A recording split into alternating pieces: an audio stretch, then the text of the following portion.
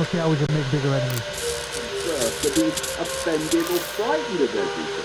So you've become like the sort of Tony Scarface of podcasting.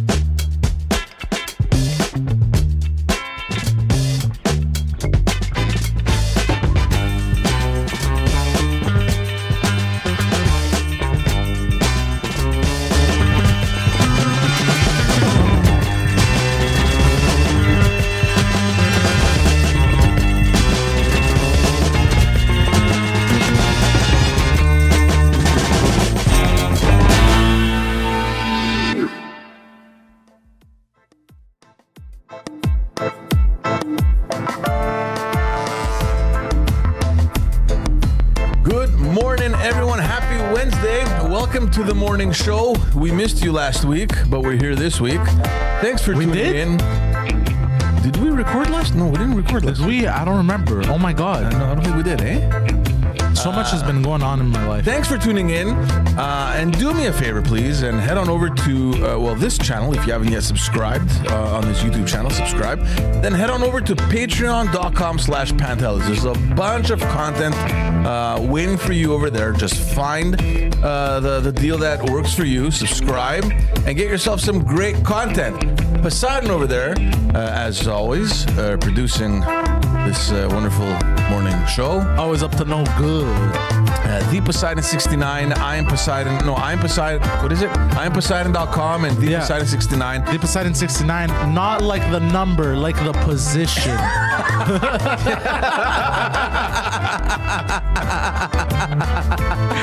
Yeah. And as always, here with Ted Bird, legendary Ted Bird, host of Standing By, the Terry and Ted podcast. New episode went up this morning at 8 a.m. If you've missed it, go ahead and watch it after we're done, obviously. Yeah, it went up.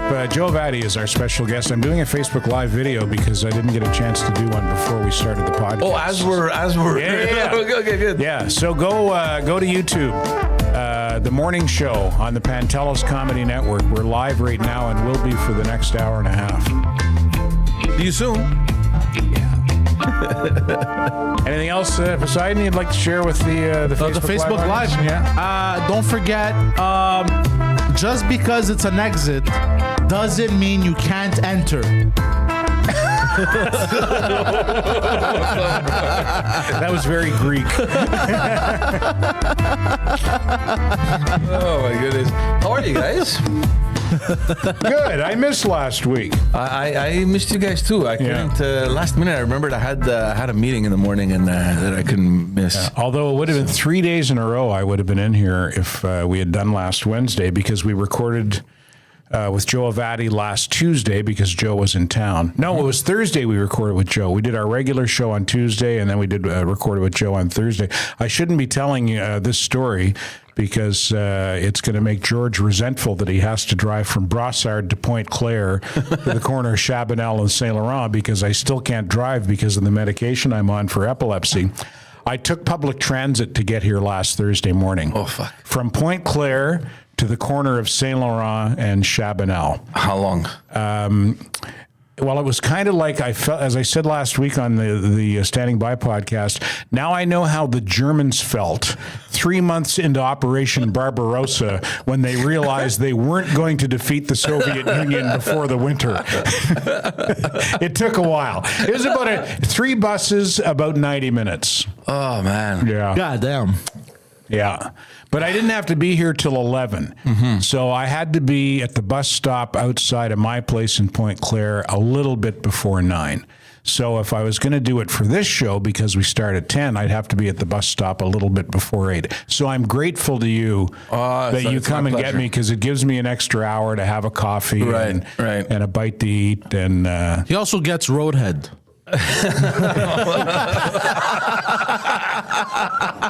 I told you not to mention that. Now everybody's going to want it. Now DeMonte's going to want it when he drives me to the studio. God damn it, Poseidon. Oh, my God, man. That's funny. Roadhead. Shit. I want to start a punk band and call it Roadhead. Dude, honestly, that's a very good name for That's a a band. great band name, Roadhead. Oh, you fuck. Yeah, no, public transport, man. I don't know. You know what? I don't. The only reason I don't like public transport is because the man. I hate to say it, but the large amount of visible minorities really bothers me. Okay, I'm gonna stop. I'm gonna roll this morning. Listen, on the 72, when I was leaving the studio last week, I take the 72 from Côte Fortune Metro out to my place. It goes to Fairview. I get off a couple of stops before Fairview. And I was one of, that bus was full. And I mean, every seat taken and people standing in the aisle, the length of the bus. So I don't know, maybe 50, 60 people on the bus. I was one of maybe, and this is just an observation, I was one of maybe 3 or 4 white men on that bus. It's all visible minorities, and they're all going to their factory jobs in the bowels of Point Claire and Dorval, where there are all these factories that nobody knows about except the people who own them and work there, because there's no reason otherwise to go into that area, you know, because you're right, because it's between Sources Boulevard and basically Saint Laurent. Right. And yeah, and you know what? For the first time, this is the first time this has happened to me, and it was a black dude, and I'm standing in the aisle, and I feel someone poke me in the back, and I turn around and I look, and he goes, "Please," and he gives me his seat. Oh man! And I thought, "Fuck, do I look that old?" Yeah, that was my question. Yeah. How do you feel? I mean, it must be nice to know that youngsters these days still have that education, because that's how we were brought up, right? Yeah. My mom all the time, she's like, if there's an older lady or a pregnant lady 100%. or someone that's handicapped, you get the fuck up, let them sit. Yeah. And I haven't taken public transport in a long time, but I've heard that nowadays nobody does that anymore. No, nobody does that anymore, or very obviously not nobody, because he did it. And I'm fine with standing. I mean, yeah, I'm 65 years old, but I'm not decrepit. Yeah. You know, I'm probably in better shape than he is. Right. I swam 64 laps last night at the Point Claire Aquatic Center. I'm doing okay. So you took the seat? I took the seat because I wanted to acknowledge the gesture. Well, that's nice. Yeah, it was. Yeah, I thought it was really nice of him. And I posted about that on social media with a picture of the bus. It was in the very back row, so I took a picture of the length of the bus. And man, it got a lot of reaction and feedback. And 100% people saying, that's a great story. It's good to know some people still have some manners and some decency. Yeah. So it was standard practice when we were taking the bus. We always did that. And different times. Yeah. Yeah, and another thing I notice on public transit is you really see how everybody, myself included, is addicted to their phone. Yeah. Yeah, if you open up a newspaper, well, nobody does. Well, you know, back in my day, that's today's newspaper. Yeah, that's today's newspaper. But what else are you going to do? Take out a book and read, I guess? Well, nothing else. A lady got on the metro next to me a couple of months ago, and she had a book. She was reading a book, and I turned around to her and I went, "What are you, some kind of a weirdo reading a book?" She laughed. You guys ever stare into people's souls and then you pretended you were dissociating? I have no idea what that means. Not since yesterday. So you'll find a target and then you'll just stare into their soul. Yeah. And then when they realize that you're staring, and then when they realize you're staring and you make them uncomfortable, you go like this. You go, oh. Like you pretend you were thinking, but really you were doing it on purpose to make them uncomfortable. Okay, just me. Okay, just me. Nobody does it. Yeah, that's they're just going to think you're creepy, and they might even call the cops. And understandable. They wait for you at the stop. What else happened last week, guys? What else have you been up to? Me, just taking the bus back and forth at the studio. Man. Yeah, we missed a lot of stuff last week. Last week was just incredible. It was I think it's one of those weeks that are going to go down in history as the parliament sessions began, both provincially and federally. All hell broke loose. It was just incredible. Every single day, you would forget what had happened the day before because of how big the day's news were. Well, that's the news cycle in general now. That's, something happens and it's all anybody talks about, and then 2 days later it's forgotten because we've moved on to something else. That everybody's talking about. I mean, there have been 2 assassination attempts on Trump in the last 2 months, and nobody talks about it. Nobody talks about Exactly. it. Yeah, because everyone's moved on to something Especially else. the second one. It was like a 2-day thing in the news, and then that's it. Yeah, and people are like, well, how do you know he wasn't just getting ready to golf? Because he was lying in the bushes with a rifle. I'm not a golfer, but generally that's not one of the things you do leading up to playing around. Oh my God. Well, the times that we're living in, it's just messed up. It's incredible. Like, I wonder if these times are more messed up than previous times, though, or if because I'm sure during World War II, people were probably going, "Hey, these are messed up times, man. The world's at war." I was just about to say that. Let's not compare it to the wars that happened, but the '60s were messed up times with the protest movement and the hippies and the rock and roll. Yeah, I was looking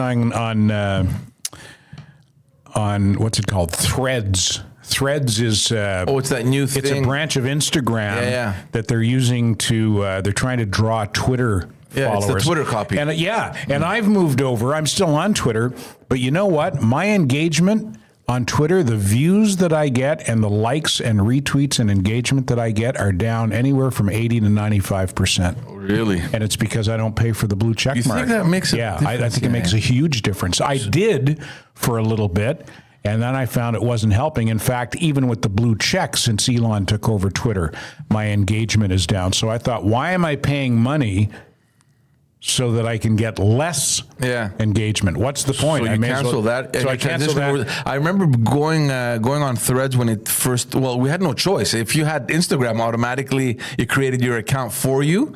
The Threads. Yeah. But I just couldn't get into it. I don't know. I mean, it's still there, the account. I haven't gone on it. Yeah, I'm going to try it for a little bit. I'm going to be active on it and see if it makes any difference. So far, the engagement has been no better than Twitter. But anyway, on Threads yesterday, there was a picture of Tony Iommi.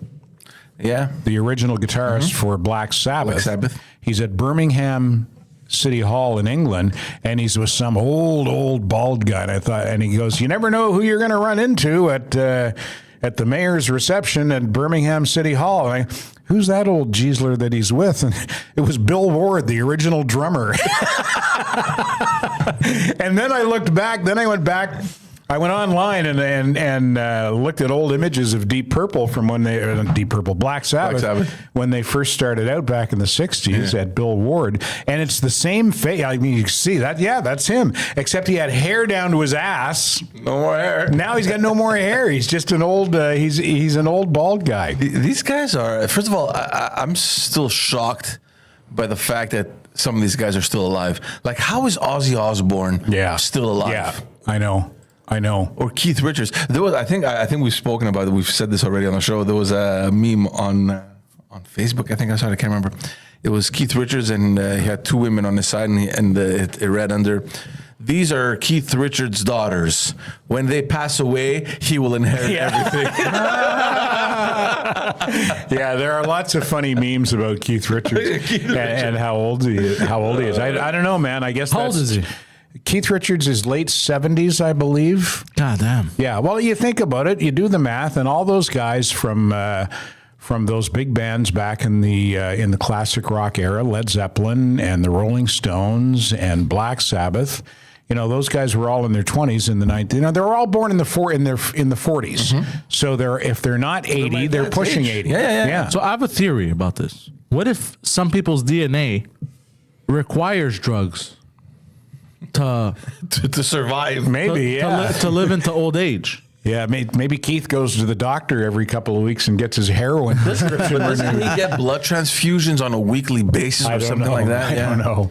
Modern technology, never mind. Yeah, there's something like that, or monthly, or something. He gets blood and transfusion. Mick Jagger, This guy's in the best shape of his life. yeah, like when he's performing, he's not up there leaning against the microphone stand singing. He's prancing around the That stage guy- like he did 50 years ago. That's A lot not of an these 80-year-old's guys, body. a lot That's of these not- guys also take testosterone, huh? Who cares what they take? The guy's in his 80s and he's doing practically backflips. Yeah. You know Because I mean? what keeps us young is testosterone. No. He trains. Like every day he goes to the gym and then he does his dance routine and he's very religious about it. Like I mean, it's been nonstop. I read that somewhere. He's very strict. He's with disciplined. Yeah. Yeah. I mean, he's very disciplined, and it shows. I mean, you see this guy. You're not thinking this guy's in his 80s. Come on. No. Yeah. Let's use this as a segue. Yeah. I didn't watch it live, but I watched most of Justin Trudeau's appearance on, is it The Late Show that Stephen Colbert Yeah, whatever it is, hosts? on Stephen Colbert, Stephen yeah. Colbert's show. Oh, no. Justin Trudeau was on it, and I was watching it, and I was thinking to myself, he's going to be 53 on Christmas Day. Christmas Day, Justin Trudeau turns 53. And there's not a gray hair showing. Because he dyes his hair. he dyes his hair, and to me, and I don't know what it is with men, women, when they get it done professionally, generally speaking, they can do a pretty good job. Like it looks great, yeah. it looks really good. With men, we always look like we picked a color off the Sherwin-Williams paint palette. You know, give me a huckleberry blue, will you? You know why? Or- I'll tell you why.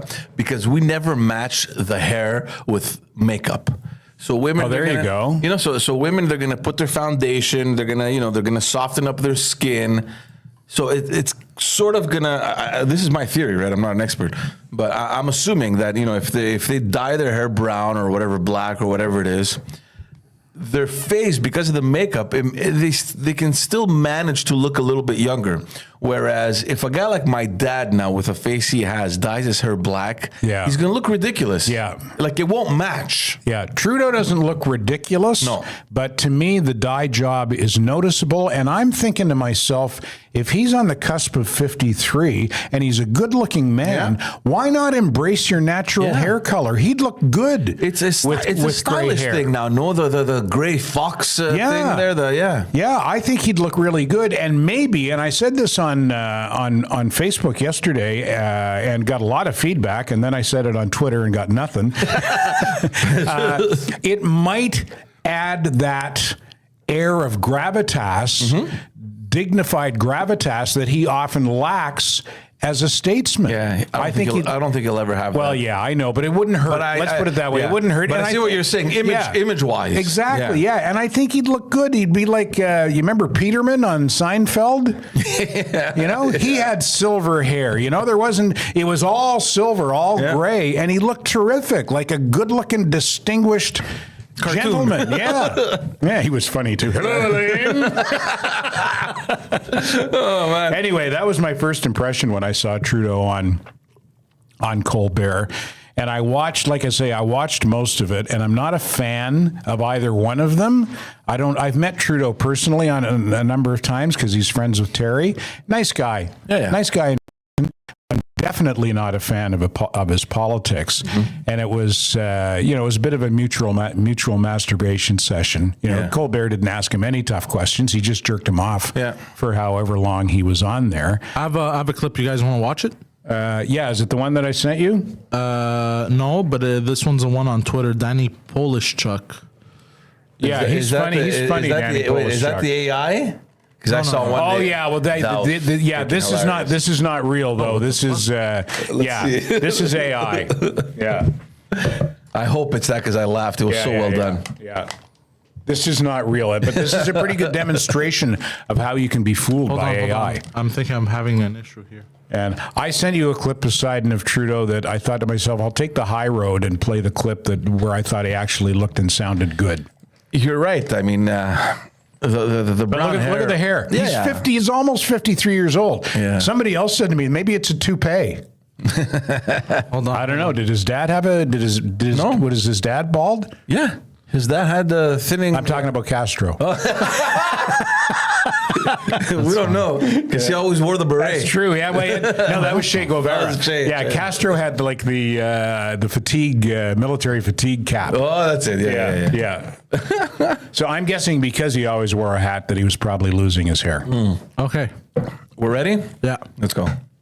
Great meeting you. It must be nice being in front of a dumb American audience who applaud you because they have no idea how hated and incompetent you actually are. So welcome to America. Oh, this is the AI one. Yeah. This isn't real. This is funny though. Good. Just want to make sure you know what we do Might here. be part of why I'm here. Is that because you literally shut down people's bank accounts in 2022 like a dictator might? Well, as many know, my real father is Fidel Castro. I don't think so. Oh, okay. No, it's true. You see, my father was the prime minister during the 1970s, and my mom wasn't a huge fan of his, similar to how all Canadians hate me, so she was cheating on him quite a bit. She would hang out at Studio 54 here in New York City. She banged Mick Jagger. And shortly before I was born, she snuck down to Havana to get smashed by my biological father, Fidel. And then I was born 9 months later. Just look at a side-by-side photo of me and Fidel Castro. The resemblance is uncanny. That's where I think I get my authoritarian nature from. That actually makes a lot of sense. Just performed in Toronto last week, and while doing an impersonation of Drumpf, he called you the F slur that is generally reserved for homosexuals, but truly is more appropriate for someone like you, and received a lengthy applause break. I mean, people in Canada really hate me. I'd be surprised if my approval rating was over 20% at this point. So what's next for you? There's an election in Canada coming up next year, right? They're trying to call one sooner, as again, people really hate me from coast to coast. My plan is to delay until next year and then get absolutely smoked in the election and then focus on my true passion of doing various types of brown and blackface. I really... Justin Trudeau, everyone. We'll be right back after the break. The guy that sold Diddy all his... This is good. I like this. Isn't that a great example of how you could be if you didn't know any better? And a lot of people aren't smart enough to figure out that that's AI. People could watch that and go, "Oh, geez, wow, I can't believe he said that." Anyway, look in your email, Poseidon. In the interest of fairness and balance, we should play the clip that I sent you as well, because I thought, like I say, it was what you'd expect from Stephen Colbert talking to Justin Trudeau. I said to George on the way over to the studio today, Colbert had his head so far up Justin Trudeau's ass he could see his tonsils. Yeah, but there was, there was part of it where Trudeau was talking about Canada, and it was, it played to stereotypes a little bit. But I thought I thought for Americans who don't know Canada and don't know Justin Trudeau, I thought it made us look good. He articulated well, what Canada's about and how it compares to the U.S. No, the thing is that everyone focuses on the land, but really Canada's about the people. It's a range of people from every possible background who come together, and a little different from the melting pot in the United States where everyone gets to be American. Yes. We try to celebrate differences, and people keep their cultures and keep their languages. And like when the Polish Prime Minister came to visit, he was super amazed and pleased that so many of the members of the Polish community continued to speak Polish, even though they've been here for generations. Whereas everyone sort of becomes American more. I've heard it described that America is a melting pot and Canada perceives itself as a mosaic. And more of a mosaic or a tapestry, or the differences, not just regional, because you guys have those as well, but differences in stories, differences in perspectives. Every day you meet a Canadian, you get to hear a different approach to life, a different take on the values we have, on the things that we love. It's an amazing country, and I really encourage you to come up and see more than just for the maple syrup and mountains. Although those are good. I thought that was nice. Vancouver, I thought that was well articulated, and I thought that made us. He's not wrong. Yeah, he's not wrong, and I thought that reflected well. I thought on him and on Canada, but after that, it was more double fisting. The thing about Justin Trudeau, and this is very common, every time, and you'll notice this, every time there's an election looming, there's always these PR stunts, of trying to make him look very popular. Last election, if you guys remember, there was a message from Barack Obama. I think he did that also the election before that as well. So there's always these marketing or PR stunts, and I don't for sure. They're doing it with Kamala as well. Sorry? They're doing it with Kamala Is in it the gonna States happen? right now.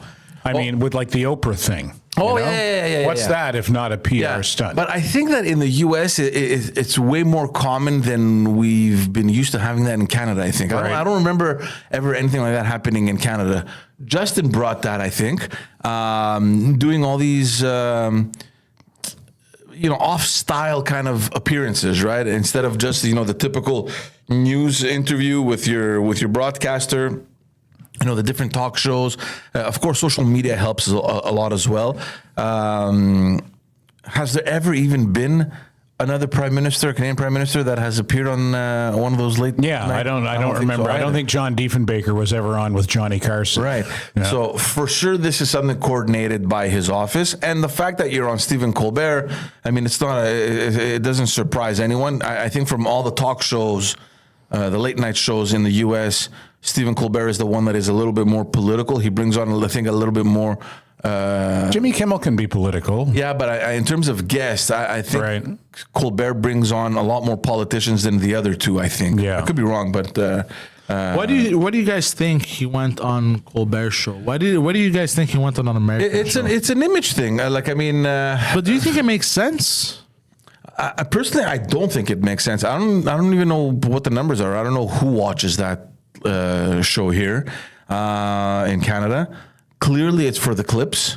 Colbert isn't someone that would attack Justin Trudeau to make him look bad. So for his team over here to be able to take clips, see, like just the one we just heard, talking nicely about Canada and about his policy, and talking badly about his opponents, and having Stephen Colbert. And I want to talk about this also. I think there was more truth in the AI version. But what I'm saying, it's these are going to be clipped. People are going to share them. It's going to show another image of Justin Trudeau. Oh, look at that, he's in the U.S. Okay, blah blah blah. We get the hype behind it.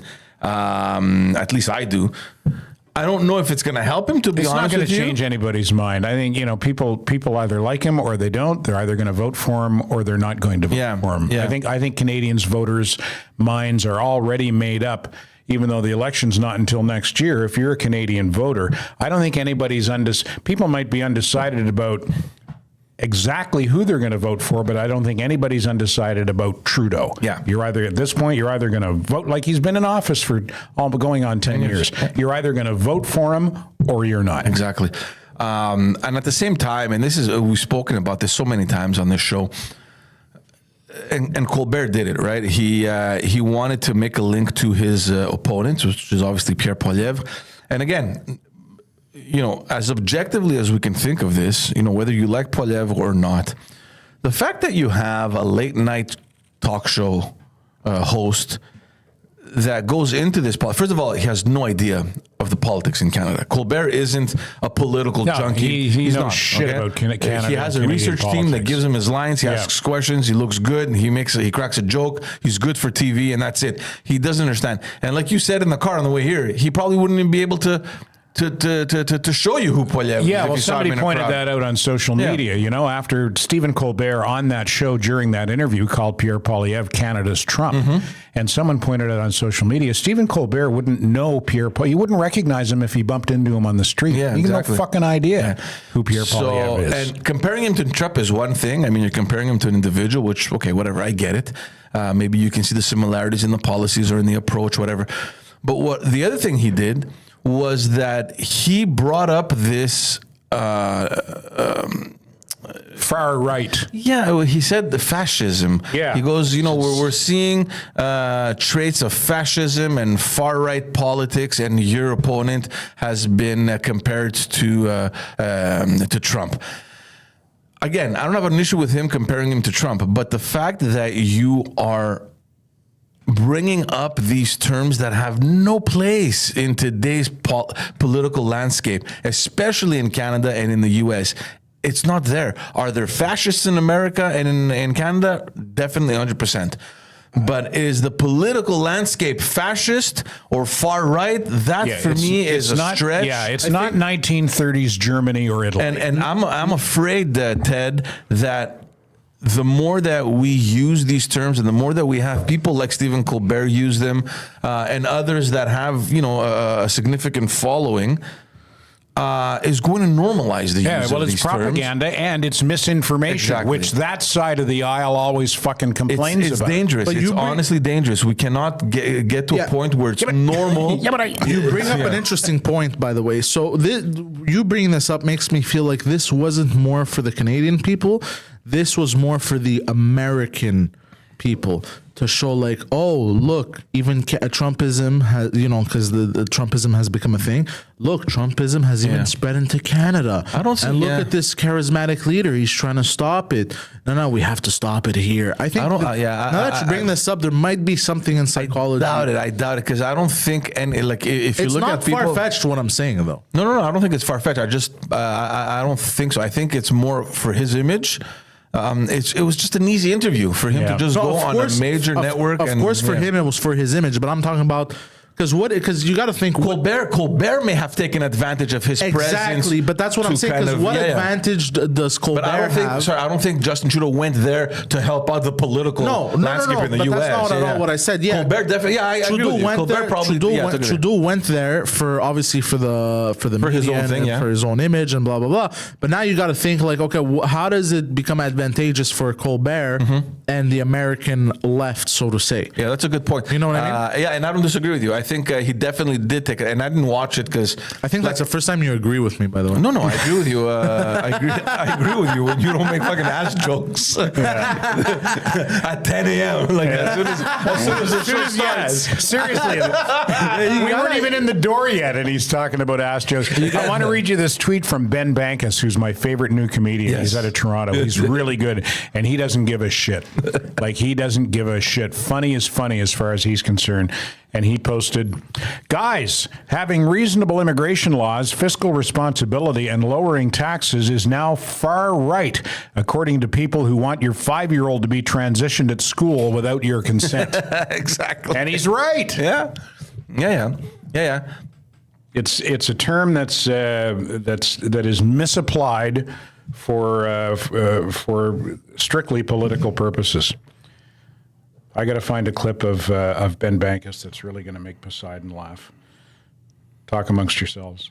Yeah, I'm just quickly going through Look at us on our phone. It's like being on the bus. What do you want me to search? I could search something for you. It's Ben Bankus talking about Sharia law. Hold on. And it's really, really funny. And it's good comedy. It's current. Oh, is that the one with the pickup truck? Yeah. Oh, yeah. man, We haven't played that on the show, have we? I don't think so. No, I don't think we have. It's incredible. But it's really, really it's so good. funny. Yeah. It's so funny. Yeah. Are you talking about this one? Yes. Yeah. Play this, Poseidon. I'm going to see this guy. He's in town in November. He's at the What's the club on Crescent Street? Is it called the Upstairs Comedy Club? It's above what Stogie's? Third Floor Comedy Club. Third Floor Comedy Club, yeah. Shout out Third Floor Comedy Club, run by Josh Shapiro, one of the homeboys. November 23rd and 24th, or 22nd and 23rd. Anyway, the Saturday night, I'm going on the Saturday night. It's sold out. It's a small club. Nice. There might still be tickets for the Friday night. This guy, he's from Toronto. He's so fucking funny. Listen to this. How'd you say that? What? Toronto. Toronto. Toronto. I lived there long enough. Toronto. Yeah, Toronto. I know. That's how they say it if you're from there. Just like if you're from Fredericton, which I am. Fredericton. No, Fredericton. No. One N too many. Fredericton. Anyway, get a load of this.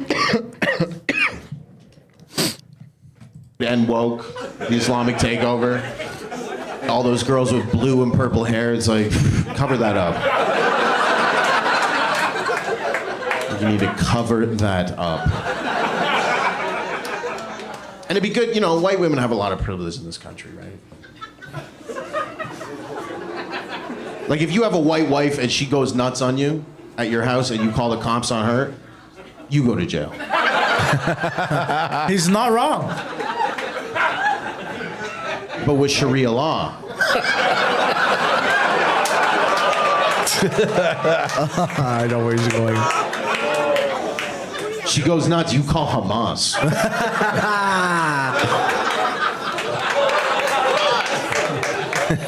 Right? They're like, Salam alaikum, Hamas. What's your emergency? Is it fire, ambulance, or Jew?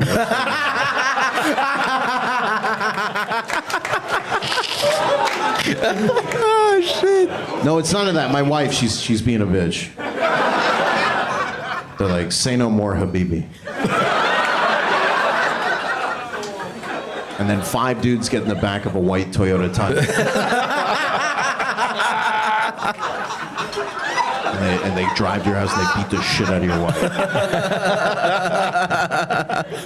And then he says after that, he says, in front of your other wives. That's fucking funny. I know people are going to say, oh, that's Islamophobic, that's racist, that's this, that's that. Hold on. How is that Islamophobic? Because he's criticizing Hamas for Hold on. He never criticized Hamas. He spoke the truth. I know, and I'm on your side of this. I'm just saying people will say. I think it's but that's fucking funny. It's funny. He posted on Twitter the benefits of Sharia law. It's so intelligent the way he uses it. Yes, the way that he crafted that is so fucking good. It's so good, and it's funny, and that's what comedians are supposed to do. Here, I'll explain to you why he's clever for the people who are going to complain and be like, he's criticizing. He never criticized Muslims. No. He's just stating if anything, a scenario. If anything, he convinced me. You know? If anything, he convinced me. 5 guys. Hey, wait a minute, this kind of sounds. You're on board for Sharia law now. But only, here's the thing, but only if I can join in on the beating. What's your emergency? Is it fire, ambulance, or Jew? Fire, ambulance, or Jew? That's amazing. Yeah, I can't wait to go see him. I can't wait. He's so good. What are we talking about? The benefits of Sharia law. Justin, his hair. But it's been a tough week. Eh? Did we speak about the NDP ripping up that agreement 2 weeks ago? Probably. I think we did. But what we haven't talked about is the NDP and their Hamas-friendly candidate losing the by-election in LaSalle. The Bloc winning that, and Pablo Rodriguez leaving the federal Liberals. So last Monday, there's the by-election. There were 2 by-elections, one in the suburbs of Winnipeg and the other one in LaSalle and Verdun. Most people were watching the one in Montreal because it's a seat held by the Liberals. Yeah. I have to show you guys something. So do you guys know the P. Diddy story? Yeah. About his lube and everything? Yeah. Oh, yeah. Now, do you guys remember Terminator 2? Yeah. Vaguely. Okay. Check this out. Diddy all lubed up and slipping through the bars on his cell.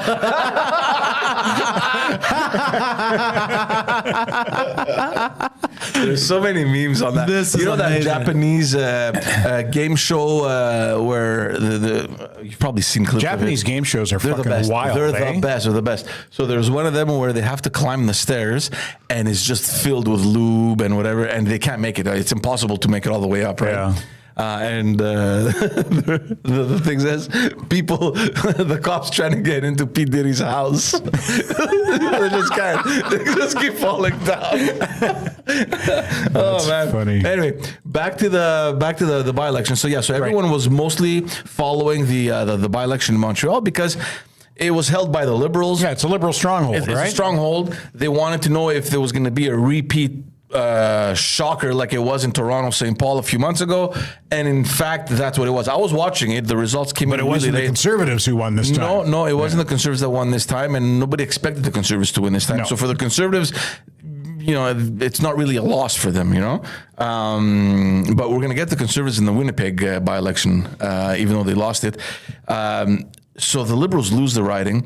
The NDP guy gets a slap in the face, and good on the people that didn't like that guy, because we spoke about him with his publicity, with his little political pamphlet with the Palestinian flag. No Canadian flag, but a Palestinian flag. Craig Sauvé, vote for the NDP to put an end to the genocide. Like, you're not going to do fuck all, man. No. Shut up, Taking people for granted and taking them for idiots, So the Bloc wins, which is a huge shocker, and it's a huge shot in the balls to Justin Trudeau. I mean, to lose a riding like that, and usually the excuse in the by-election is, well, the turnout is really low, so we'll pick it up in the general election, which I think they might pick it up we don't know yet, depending. Well, you think the Liberals could take it back? In a general election, my reflex is probably the Liberals are going to be able to pick it up, but to think that there wasn't a turnout would be wrong, because it was like over 40% of the people that showed up, and for a by-election, it's a lot of people. Yeah.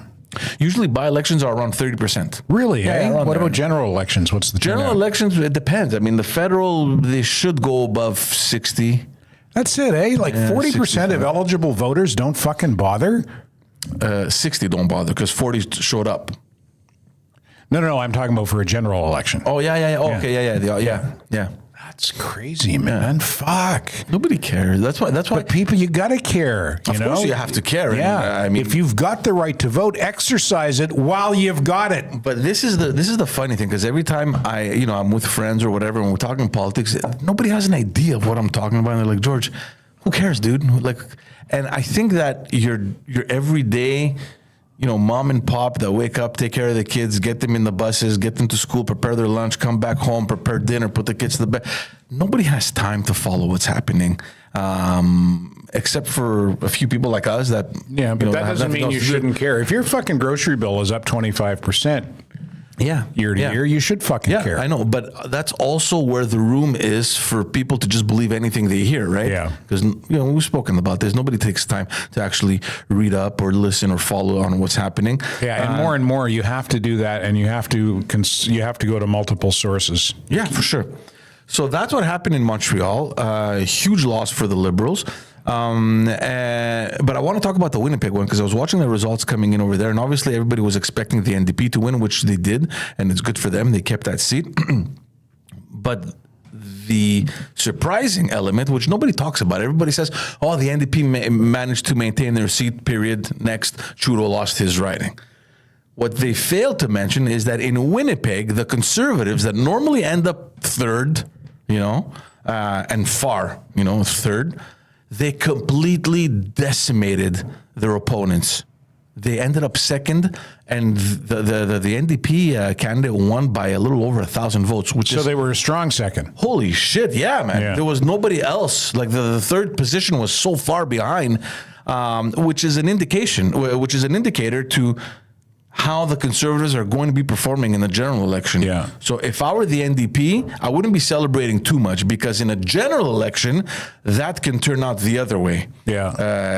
And not only in that riding, but in the surrounding ridings as well. I would be worried about the Conservatives. And Manitoba has a lot of NDP. Well, they have quite a few NDP seats around that area, I think. Why is it that historically the NDP generally does better west of Ontario than they do east? I don't know. That's an interesting thing. Yeah, because they've over the years they've done well. And I mean, there've been anomalies. We had the Orange Wave in Quebec, however long ago that was. In 2011 with Jack Layton. Yeah, the NDP has had some success in Ontario over the years, but it's sort of hit and miss. It waxes and wanes. I don't think they've ever done much in the Maritimes, but out west they generally do well. Yeah. I was listening to someone, to one of these analysts. I can't remember which channel he was on, and it's interesting that you bring it up, because I had forgotten that I had even heard this. They were talking about the NDP's profile in the western part of Canada, and it's not that much to the left. The NDP's electorate in the west of Canada is much more centered in their policy than they are in the eastern part of Canada, where it's much more of a left-wing socialist. Yeah. Exactly. Okay. So that would probably explain why. So the western wing of the NDP party leans more conservative than the eastern or wing. more center, I'd say. Yeah. Which typically here in the east is liberal territory. Right. Yeah. So interesting. And as soon as that election finished, two things happened. One, Pablo Rodriguez resigned from the Liberal caucus. He's sitting as an independent. and he announced that he's running for the PLQ leadership provincially. Yeah. So we're going to talk about that. And the second thing, well, we knew about that, right? Poilievre had said that he was going to table a motion for a vote of no confidence. And that happened yesterday. I don't know if they vote on it today. He tabled the motion Yesterday. And it's fascinating to me because, and this is where the hypocrisy comes into play in politics, because you have Pierre Poilievre, who came out and said that he is tabling that motion once they start the session. He called out Jagmeet Singh to break the alliance. You want to go, bro? We're going to talk about that too. Shit, there's a lot of shit to talk about. And Jagmeet Singh bites the fucking bait. He's like, you know what? I'm breaking the alliance we have, the collaboration, whatever you want to call it. To prop up the Liberal government and keep them in power, the minority government. Which, at the end of the day, he had no choice. I mean, you cannot enter an election year and supporting the government that in a few months from now you'll be criticizing because we're going to be in an election. So it made sense that he broke off that deal. So, but here's the hypocrisy. You come out, you say we're breaking the deal, and almost immediately, within 24 hours, he was Jagmeet Singh in election mode. This guy's going around saying, we can do the job, elect for, choose the NDP, blah, blah. And I was like, is there an election happening? What the hell's going on over here? I mean, dude, relax, So Jagmeet Singh is in election mode. Seems like he's ready to go. He's propping up. He's ready to go. Well, yeah. So he's propping up his members. And then comes the time to vote for that non-confidence, the motion for the no confidence motion, and he decides not to support it along with the Bloc Québécois. So along with the Bloc Québécois, they're supporting Justin Trudeau and they're keeping the government alive. Yeah. And we're thinking, what the fuck was that show all about, dude? Like literally a week ago, you're in the streets propping your members to we're ready to go. Let's go. And challenging let's go. people to fight. Exactly. Literally. So we're going to circle back to that because it's interesting what's happening. So just to close this up, the Bloc, and we had mentioned this on the show, that the ball now is in its court. The Bloc is taking full advantage of it. I remember even telling you that Yves-François Blanchet is not going to play the Poilievre's game. He's not as weak as, he's not going to take the bait like Jagmeet Singh did. He doesn't give a shit. He's there. He knows why he's there. He's there to defend the interests of Quebec. And if he can take advantage of this situation because he now holds the balance of power in the parliament, he's going to use it to his full advantage and to get whatever he wants back. We already know that he wants to increase the pension for the 65 plus demographic. Oh yeah, I'm voting Bloc. That's me. And a lot of people are criticizing him. He's like, oh yeah, you're just going to take the money from the federal and run to Quebec. That's not true. The bill that they're going to present, or I don't know if they've tabled it yet, it's across Canada. It's a plan to increase by 10%, I think, the pensioners' income. So, and that's across Canada. So, Yves-François Blanchet, with this tactic, not only is he saying, listen, I'm here to defend Quebec's interests, but if it's to the benefit of Canadians, good for us. Yeah. Oh, by the way, I'm a sovereignist. So I'm always gonna support the independence of Quebec. So he's obviously not going to vote in favor. And the NDP, this is where in my opinion, the lack of experience comes in, because Jagmeet Singh knows that there's a bunch of bills that are still on standby.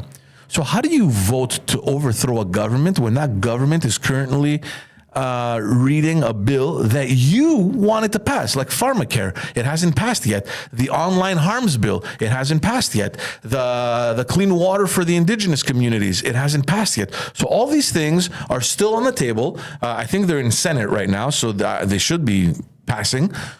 So there's no way that the NDP and the Bloc, because all those bills play into their policies, are going to drop the government before those laws are passed. Because let's remind everyone, if you drop the government today, anything that is currently happening stops. It ends. It's finished. Good. That fucking online harms bill is dangerous stuff, so man. That's dangerous fucking stuff. So everything stops, and then when the new government comes in, you start from zero again, right? You have to retable these bills, and chances are that if it's a conservative government, those aren't going anywhere, right?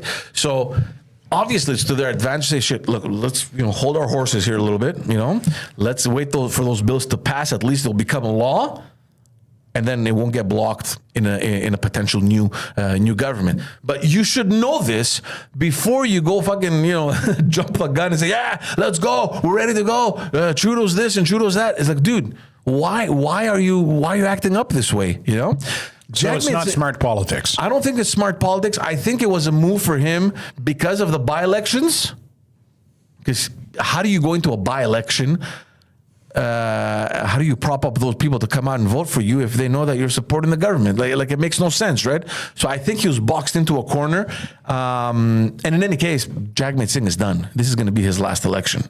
You think that's why he's challenging everyone to fight? Yeah. So just on that note, everyone saw those images of Jagmeet Singh walking out of the parliament and someone calling him a what did he call him? Something bastard.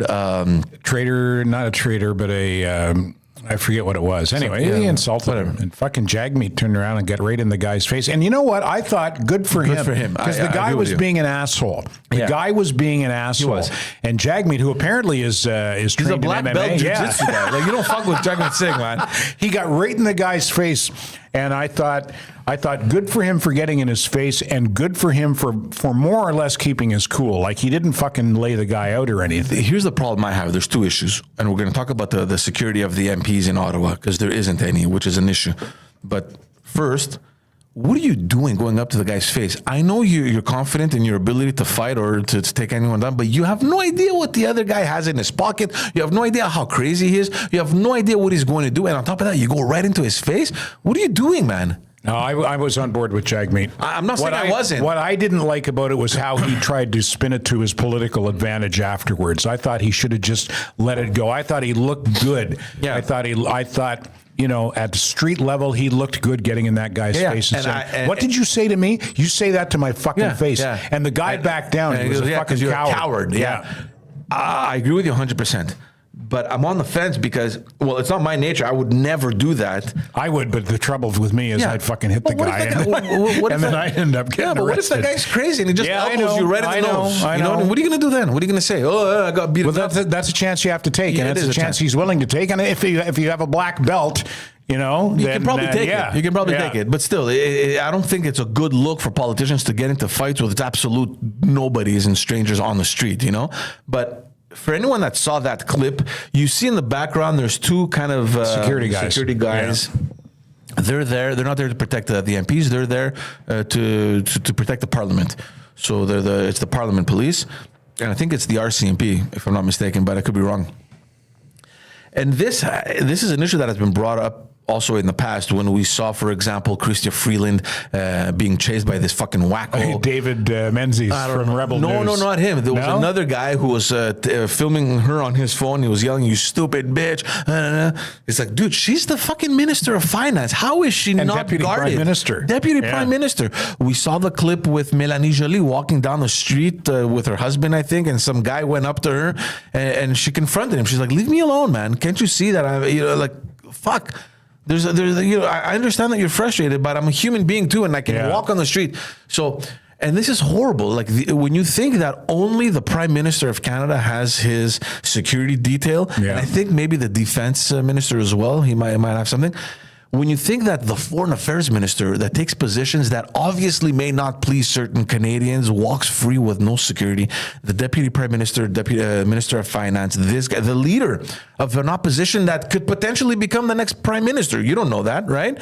No protection. It makes absolutely no sense that our parliamentarians aren't protected. Forget about the regular MPs. That I get it. But ministers and leaders... and maybe it's just me because I'm used to the different context here in Quebec, where the premier and all leaders of the opposition, as well as ministers, they all have a bodyguard. They don't take their cars anywhere. They're driven everywhere they have to go. And there's always someone with them at all times. Of course, history. If we look back at history of what happened here in Quebec. With Pauline Marois? No. Even before with Pierre Laporte, that was abducted and killed. And then that wacko that walked into the parliament in the 80s, remember? Oh, Denis Lortie. Exactly. Yeah. So there's a history here in Quebec about psychos approaching our politicians, and I think it's a good thing to protect them, regardless of the party, whether you agree with them or not. I think it's, Salim said that perfectly on our podcast on Friendly. He said that, it's an investment in democracy. You need to protect your politicians. You can't just have people access them at any point in time and just, we saw what happened with Jagmeet Singh. Yeah. He should have handled it better. I agree with what he did because I probably would have done the same thing. But at the same time, you got to stand above that and just ignore it. It's just noise. Keep doing what you have to do. But I think there's something with Jagmeet Singh. I don't know if he's using this to his advantage because he's probably going to, what you said, he came out and said, this is the climate that Pier POV has created and we got to stand up to it. Dude, don't create a fucking situation like he that. tried to spin it to his political advantage. That's cheap. It's cheap is the perfect word for that. It is. Cheap and politicization. It's petty politics. Yeah. And in addition to that, the day after, he challenged him to a fight in the House of Commons. In the House of Commons. He said, I'm right here, bro. Come at me, bro. Come at me. What are you doing? I love seeing Canadian politics degenerate into European politics. No, not European, Asian. Asia, I was going to say, politics. That's next level. European also. You can find all kinds of... it happens, but you've seen those clips in India, in the Philippines. Taiwan. They're just fucking kicking the shit out of each other. They break in the the mics on the parliament. desks. You see fucking boomerangs flying. Well, I'm all for that shit, so bro. fucking funny. Let's bring back like duels in Parliament or something. It's almost like a tradition there. It's incredible. Yeah. Look, in his Have you guys seen Japan? Their fights look like Renaissance paintings. I've seen one. It was probably Japan, or it may have been China. It wouldn't have happened in China. Impossible. It was probably Japan, where the guy runs and he just jump like a jump kick, like one of those, like straight out of Street Fighter, over the tables. It was insane. But to go back to Jagmeet Singh. I agree that Pier POV has stretched it. He was calling him in his statement, he was calling him a hypocrite. He was calling him a sellout. And it's true. He is a hypocrite and he is a sellout. But dude, come on, man. There's a better way to do this, and there has to be a way for the especially you the don't party have to leaders. take the low road. Yeah, just respect each other. I mean, you can disagree, but you don't have to. This is in Poseidon Japan. found some parliament fights from Asia. This is Japan. Oh, this is so good. Jesus. Look at this one. Look at this one. Dude, this is amazing. Hold You on. see the woman trying to talk. What do you think you're doing? Yeah, because that's Can you gonna help. that? Can you bring that full screen? Poseidon? People can see it. Yeah. Too funny. Too funny. They look like. Look at this one. They're just scrapping it. Look at it. How is it doing? Oh my god. Yeah. They're just scrapping. But like I love say, it. that's almost like tradition there, Look at right? this That's guy. part of the deal. What? Yeah, it's part of the deal. But so Poilievre, I think it's the wrong strategy. He has to bring down the arrogance, in my opinion. You can't. Smugness. He's too smug sometimes. Yeah. You got to do something about that. And I don't know if it's an act that he's playing or if he's really like that. And if he's really like that, we're going to have an interesting 10 years. Yeah. Because I think he's going to win, and I think he's going to stay there for a while. So they have to tone it down a little bit. But Jagmeet Singh getting off his seat and just calling the guy to fight in the middle of the House of Commons is ridiculous. I've seen at the National Assembly, people get frustrated, and behind the speaker's throne, there's no cameras there. And that's where usually all the press attaches are. So there's a bunch of people standing back there watching the question period. And if they have a note, they give a little note to one of the pages and they bring it. So there's a lot of people back there. You can't see them. There's no cameras back there. And I've seen on 2 occasions, I think, where the MNAs ran behind that chair. They go, let's go. And they ran.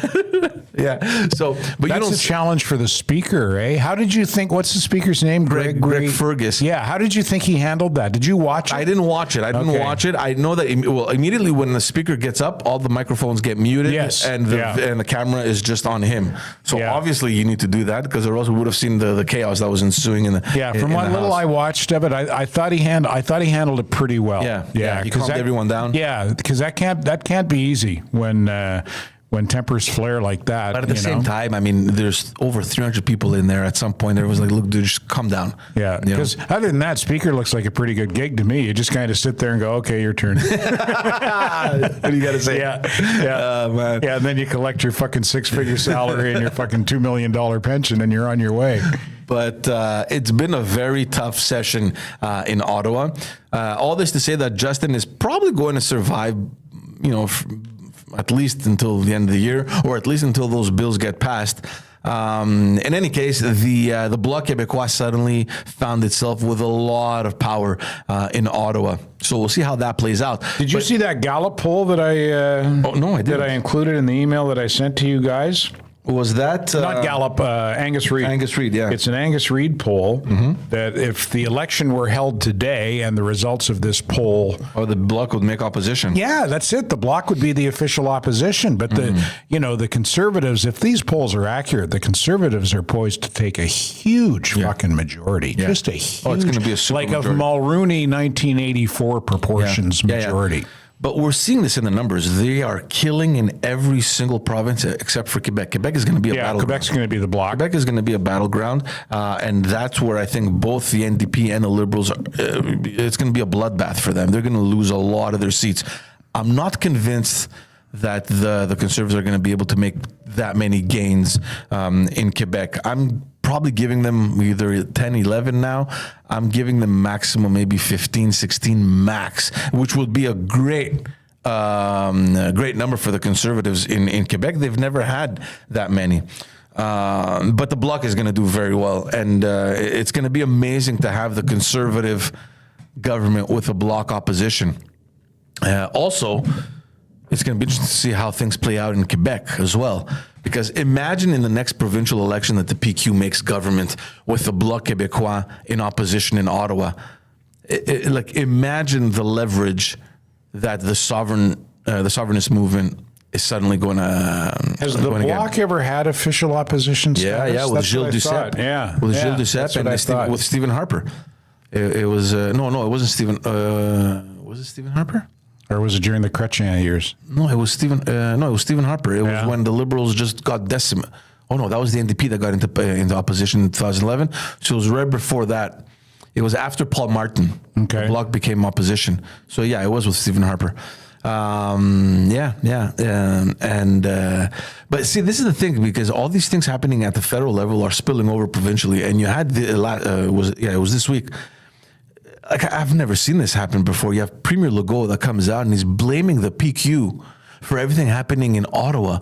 And he was like, pas Saint-Pierre Plamondon should talk to his buddies in Ottawa so that he can tell them not to vote in favor, or not to vote along with the government, to vote in favor of the Conservative motion so that this government can fall, so that we can go into an election.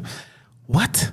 Like, what are you doing? Dude, you are a provincial politician. So you're saying it's none of his business? Of course not. Why would you want an election federally? What advantage would that have? I have no idea. For Legault? I have no clue what the hell he's doing. I have no idea what he's doing. But it's got to be calculated in some way, because he's not a loose cannon, Legault, is he? Like everything he does is calculated. I don't know if it's calculated, because I mean he's gaffed a few times, but I think that he's trying to make a link with what's happening federally. To kind of point the finger to the PQ, because the PQ is leading here in Quebec, right? Yeah. So his argument about immigration, his argument about the health transfers, there's so many things where the federal government has impeded on the provincial jurisdiction, and he's not wrong. Legault's not wrong. Okay, like it's tough to support the Liberal government in Ottawa when they've for the dental care, for example. They came in and they said, we're going to do this through Service Canada. Fuck the provincial healthcare system. It's like, dude, it's in the Constitution. This is our jurisdiction. You can't do that. You want to give us the money, we'll gladly take it. But you cannot offer these services or dictate how these services are given in Quebec. You can't do that. So it's an issue. Immigration, they've been requesting more powers on immigration. That's absurd, and they'll never get it. Even if Poilievre gets elected, Quebec is never going to get more power on immigration. But I think that the Conservatives in power are probably going to take less immigrants, which is going to, ça va faire l'affaire, like we say, for Premier Legault. So at the end of the day, will he want additional powers? I don't think so, as long as the numbers fit in his policy. But what I think he's trying to do is he's trying to paint the PQ negatively in association with what's happening federally. It's not going to work. No. It can't work. It's not going to work. And yesterday in the National Assembly, Gabriel Nadeau-Dubois was just he was on fire. He was magnificent, because now he's the leader of Quebec Solidaire. And I mean, the door's open now. Everyone knows that Legault is supporting the Conservatives. He doesn't want Justin Trudeau. He wants the government to fall. Like, which premier says, we want this government to fall? Please support the Conservatives.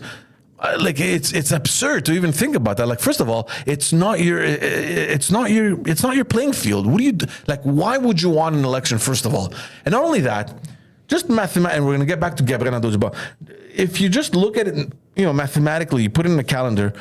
It's only going to be in a couple of months. We're going to be in an election. So shut your mouth, prepare your little list, your shopping list, and whenever they go into an election, say, gentlemen, this is what Quebec wants. Present it to every single party and force them to either include in their policy. You're talking about a federal election. Yeah, which it happens all the time. Yeah. The provinces always give their wish list to the federal government, and there's pressure from the media. Oh, Quebec is asking for this, Ontario is asking for that. What are you going to do, et cetera, et cetera. So put it down on paper, wait for the election, and give it. Or if you want the Conservatives to win, call up your buddy Poilievre. What's on your what's in your platform?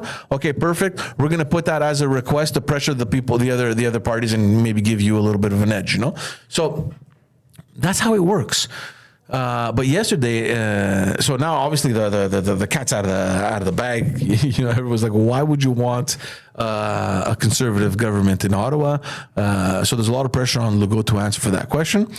And so Legault's answer in question period the other day is like, you have these two parties, the Quebec Solidaire and the Liberals, playing the nationalists. Meanwhile, they want to support a government that doesn't care about our French language. They support a government that doesn't care about our immigration. And they're talking about the federal Liberal government. Exactly. That they don't care about our health care. What kind of nationalists are you? Blah, blah, blah. And Gabriel Nadeau-Dubois gets up to answer that. And I think it was so tactful. And he's like, you should answer why you want a Conservative government. You want Quebecers to elect the next prime minister who 4 times in his political career has voted against abortions. This is the guy that you want. This is the guy you want to get elected that wants to force a pipeline across Quebec.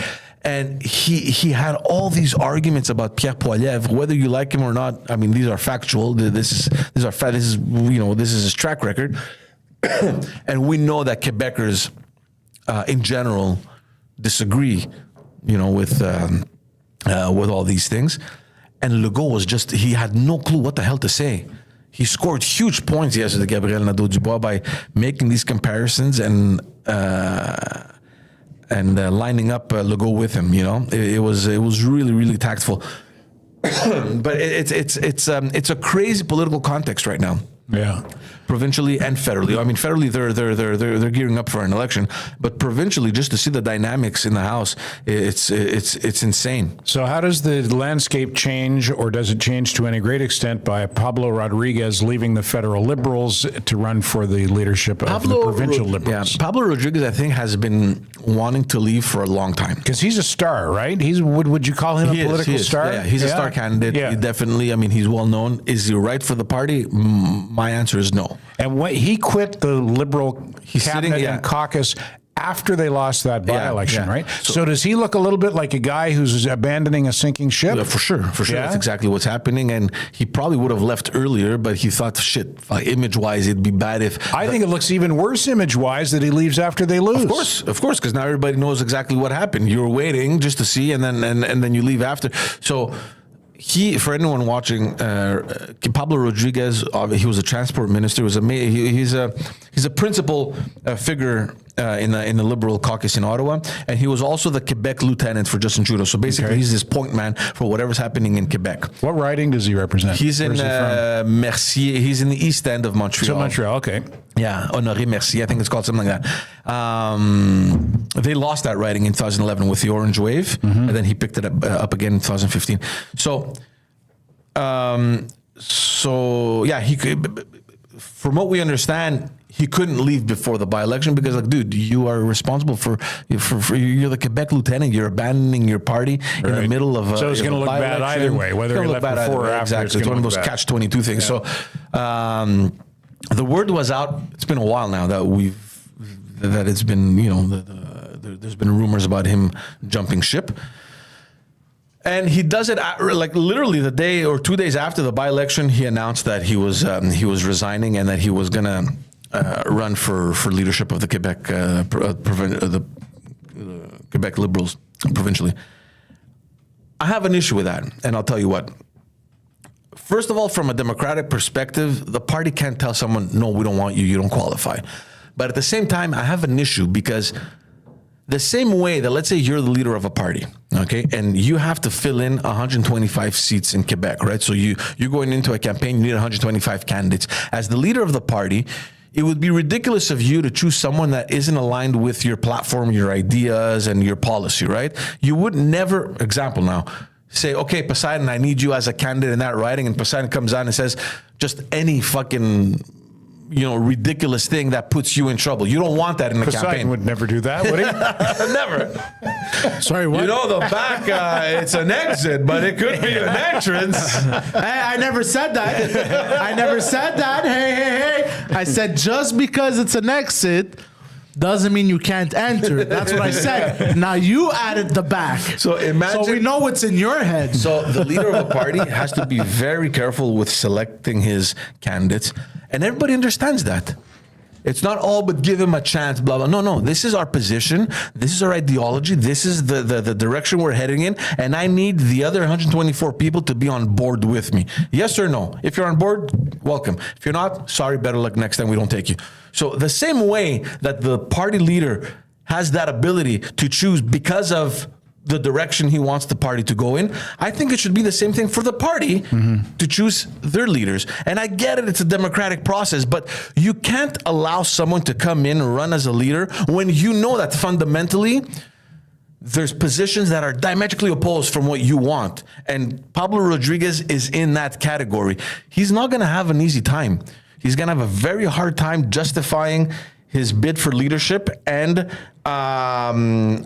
trying to build up his credibility as a leader. And I'll give you an example. The health transfers. How do you answer that? You're part of a government that overstepped Quebec's jurisdiction unilaterally, just saying, oh, this is what it is. What's your answer to that? You are the Quebec lieutenant. You have a responsibility. Assuming that Justin Trudeau has no idea what's happening in Quebec, you have the obligation to stand up in your cabinet and say, "Hey, by the way, I don't think that's going to fly." You know, there's that. There's the immigration. Pablo Rodriguez is on record saying that, you know, the federal government's stance on immigration is the right one, and Quebec is wrong. That Premier Legault is wrong. There was a motion passed at the National Assembly unanimously, meaning the Liberals voted in favor of it also, about the numbers of immigrants and that the federal government should look into that and take less. It's unanimous. So how now do you want to become the leader of a party that has voted for a motion that wants less? And you were there advocating that, no, this is exactly the direction we want to go into. So it doesn't sound like his star candidate status necessarily makes him the front runner, nor does it change the playing field and automatically make the Liberals players again. He's definitely not a front runner. He's a candidate to be taken seriously for sure, and I think he's gonna last all the way until the end for sure. The problem also for the party is that they've been trying to avoid that link, that familiarity that people have associated between the Liberal Party of Quebec and the Liberal Party of Canada because of the name. It's two separate parties. Right. The Liberal Party of Quebec traditionally is a center-right party. Always has been. Whereas the federal party has been more of a center-left, depending on who's running. And not even with Trudeau now, it's not even center-left, it's just left. It's NDP territory. Yeah. So, what was I saying? Yeah, so there's a lot of worry right now that they're gonna make a link. They're gonna make associations, and let's be honest here: the Liberal Party of Canada's branding is very bad. They're not doing very well. Image-wise, it's not going well for the Liberal Party of Canada. And the fact that you have a guy coming from that party to the provincial Liberals is adding on to that. It's just an extra little, okay, well, yeah, it's the same party, so you're doing bad, you're coming here. Like, there's automatically going to be an association. And already a lot of the analysts, and even Legault has said that, you know, the Liberal Party of Quebec c'est le club école. It's kind of like the juniors for the junior team of the junior varsity, exactly, of the federal Liberals. And well, here's the proof. You have one guy coming down from federal take over their, you know, the junior league. So he's gonna have a hard time. And I'm sure, like, he's an experienced politician. I'm sure he probably already has his lines, but he's gonna have a very difficult time kind of dissociating from everything that he's done for God knows how long at the federal level to run provincially. I'll say this for Pablo Rodriguez, though. He's got good hair. He's a good-looking guy. He's got good hair, and it's his natural. As near as I can tell, that's his natural hair color. Yeah. That's what Trudeau should do. Yeah. Trudeau could look that handsome and distinguished and look his age. Yeah. Oh, he's a good-looking dude, definitely. I mean, he fits the mold of a politician. Yeah. He's well-spoken. He looks good. He has experience. And he's coming in. What is he professionally, do you know? I have no idea. I have no idea what he is. And he's coming in with an organization. This guy, he's no... he's not a Johnny-come-lately. Yeah, exactly. Yeah. So he's a serious candidate. But and it's bad to say this because, you know, people might paint you as anti-democratic. But in my opinion, and I spoke to the party president last week, and I go, look, man, you can do whatever you want. But let me get that name for you. Yeah. There you go. There's that name you just... Actually, you didn't drop the name. You just said the party president. Yeah. No, but and it's fine. I told him, look, man, you can do whatever you want, but at the same time, you have to look at the branding of the party, and it's going to be bad if you come out and refuse candidates, but it's also bad for you to take people that don't align themselves with the party's ideology and the party's policies and platform. So you're kind of stuck in the middle here because you don't want to be seen as an authoritarian kind of figure that you're blocking people from exercising a very democratic principle, but at the same time, the party is what the party is. How can you even allow someone to come in and just have completely different ideologies? Like, for me, it just doesn't make any sense. And I get it. The Liberal Party of Quebec right now is in a deficit of attention. Mm-hmm. So having a guy like Coderre is good. Having a guy like Pablo Rodriguez is good. People are going to talk about it. They're going to bring in members, even though both those guys shouldn't be running in this party. They shouldn't. They shouldn't. In any case, Coderre has no chance. I doubt seriously that he can make it through to the end. So it's going to be between Charles Milliard, a young guy, Fred Beauchemin, who's already elected. He's elected in the Marguerite Bourgeois, I think is writing, and Pablo Rodriguez. And there's another guy who's really unknown. He just threw his name in the race, Marc Beauchemin, I think, something like that. Right. No, Marc Beaulieu. I don't know what his name is. And there is a possibility of Carl Blackburn, right? And Carl Blackburn was an old MNA, and then I think he did. Is he the son of? There was a Blackburn. There was a Blackburn in Quebec politics like a generation ago. Maybe. Who I think was a cabinet minister, I believe. Maybe. He's up from the regions. Yeah, is it one of those guys who has like an English or Irish name? Yeah. But doesn't speak a word of English. You might be right. Only in Quebec do you ever find that. A guy named Seamus O'Reilly who talked like that. Yeah. So he was an MNA. I think he did 1 or 2 mandates. I think he did 1, and then he lost his riding. He lost his election. And then he became the DG of the party. And he was an excellent organizer. He was an excellent director of the party. Everyone loved him. He's from the region, so he's well plugged into the reality. This guy knows how to organize. He understands old style politics where you need to bring people out, but he's a has-been. You know what I mean? Like, people know him. He's the director now of take it from me. It's better to be a has-been than it never was. Yeah.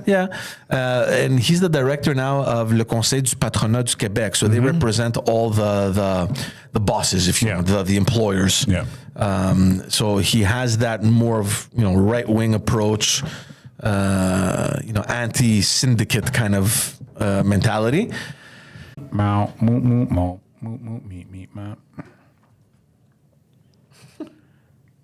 Now, of all those, Poseidon pulled the plug. what happened, Poseidon? Oh, I think, are we on? I think we're on. we're back. Are we back? It's working now. Okay, it's working. Yo, the TV. Trudeau has just no more- broke the live. Yeah. There's no more connection on. Shut those guys down. I don't like what they're saying about my hair. Shut them down.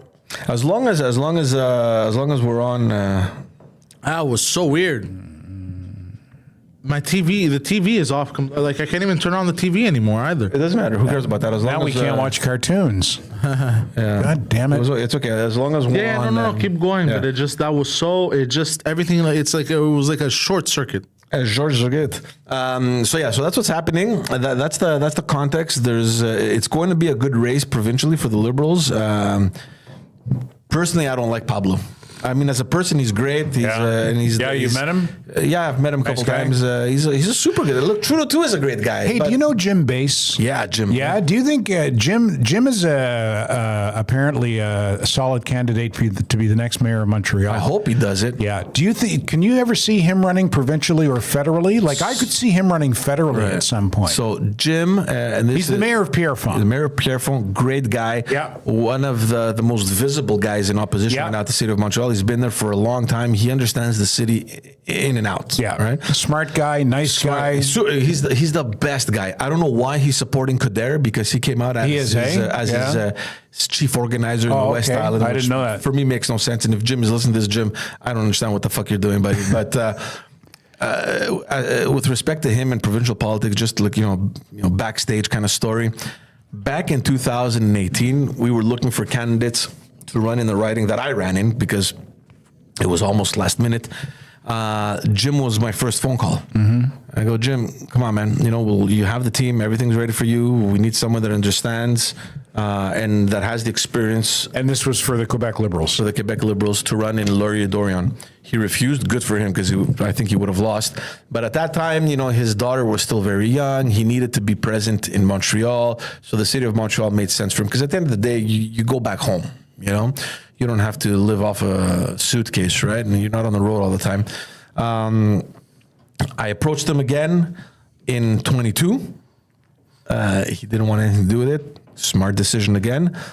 And I don't think, I don't know if he's ruled it out or not. I love Jim. I think he's great. By the way, but if there's an opportunity for him to jump in the leadership and do something in Montreal, he should definitely do it. Yeah. I started a poll in the chat. Yeah. So everyone listening, go answer. I wrote, who do you think attacked us? Option A, Trudeau. Option B, Fidel Castro's spirit. Option C, FBI. So go vote. Who do you think just attacked us? But yeah, so Jim. But honestly, I don't understand what the hell he's doing supporting Coder. I mean, I know they're friends, but at the same time, man, someone needs to approach this guy and tell him that he's no longer fit for politics. He's just not there. Yeah. Not there. His day has passed. It's going to be a sad reality for this guy because that's all he's ever done. That's all he's ever known for. And I think this is his last attempt at staying relevant, you know, and it's going to be a shot to the balls. He's not going to go anywhere. A shot to the ball. I mean, I could be wrong. Do you think he's running for ego, or do you think he's just got such a passion for it? No, it's ego. It's really, ego, eh? and he doesn't know what else he can do. And I think, Well, how about retire and but that's the thing, man. Paul, enjoy the they don't fruits of your understand labor. that. Like Pablo Rodriguez, dude, you had a great career federally. You want to resign? Resign. What are you looking for? Like, what are you looking for? You don't fit provincially. Mm-hmm. What are you going to do? You know what I mean? So same thing with Coder. Just, dude, enjoy the rest of your life, man. You know what I mean? And, Coder thought that the Liberal Party of Quebec was going to do exactly what Ensemble, not Ensemble Montréal, but whatever the team is called municipally, where they rolled out the red carpet. They took him in, no convention, nothing. Here's our new leader, and let's go. And they cameled him. Yeah, they cameled him. Yeah, and he ate the dirt. Like he just fell flat on his face. It didn't work. Yeah. So I don't know if that's what he was expecting provincially. It's not going to happen, and he's not organized. He's I don't know what he's doing, but I don't see him getting very far in this race. But yeah, that's it.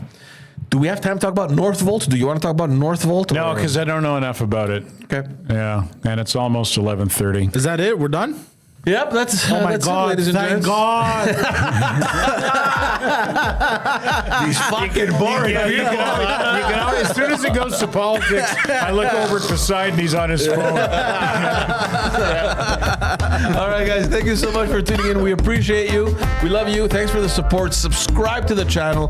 Head on over to patreon.com/Pantelis. Get yourself a subscription. Support the man and his content. I'm Poseidon69. No, the Poseidon69. I'm Poseidon.com if you want to follow him.